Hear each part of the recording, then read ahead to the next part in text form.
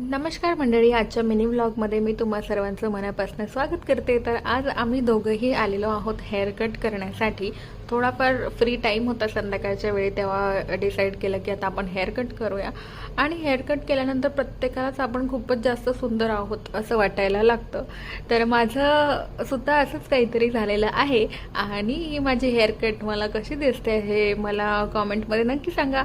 माझ्याबरोबरच अनुची सुद्धा hair cut मी तुम्हाला इथे दाखवणार आहे। त्याने माझे बरेचसे फोटोज पण काढलेत, व्हिडिओज पण काढलेत आज त्यासाठी, म्हणून त्याचे खूप खूप थँक्यू। कारण त्याला हे फारसं आवडत नाही किंवा तो त्याच्याच फोनमध्ये बिझी असतो आणि तो सुद्धा कसा दिसतोय मला कॉमेंटमध्ये नक्की सांगा।